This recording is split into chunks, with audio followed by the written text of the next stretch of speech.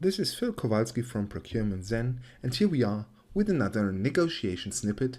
This time we're talking about the so-called little things technique. As always, you can download this presentation for your own convenience to use it in your future negotiations over at ProcurementZen.com/YouTube. So let us dive right in. So what is this technique all about? Well, in the end, it's to ask for small things without really giving something in return.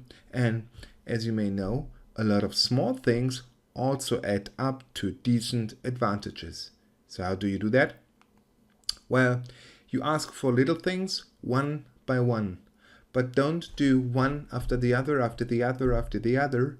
Simply change topics a little bit in between and then ask for the next 2 or 3 small things. And let me give you an example. One example here is a situation as follows. Your offer really looks good to me. However, do we have a chance to include transportation in it? Come on, transportation is not much of a very big deal, right? One other situation could be, oh, here's just one more thing. It's really not a lot and it's really not big, but would it be possible that you put a label from us on your product? However, the price, of course, has to be the same as it's just such a minor thing. So let's see how this negotiation snippet would classify. From a time perspective, it's relatively time intensive because you first have to prepare yourself, figure out how to cut your cake into slices or into pieces, and then you also have to execute it one by one through the negotiation. This can really slow down the negotiation process. From an experience level, it does not take very much experience, so I would say it is in the green area. It really does not need very much experience to do that. From an aggressiveness standpoint, it's also not very aggressive. You're not forcing someone into something. It is more like you're asking for the same thing, just in another structure, so to say. From a risk perspective, I would say it's medium risky because here is the chance of exaggeration. You need to know when you have reached the final state, when you have come to an end.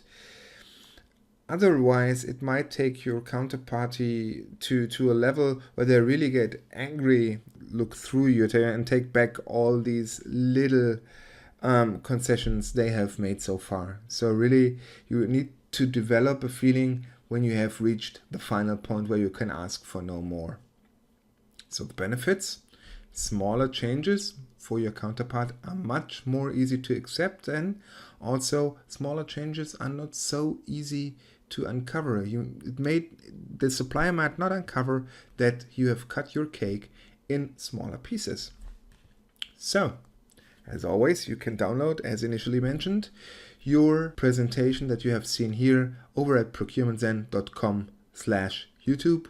Please also make sure that you subscribe to our podcast, Procurement Zen, over at iTunes, Stitcher, Google Podcast, and so on, because we cover a lot of things in much more detail, share tools, interviews, experts, book reviews, and so on over at ProcurementZen.com, where you can always find all episodes. That's me, Phil Kowalski from ProcurementZen, signing off. Bye bye.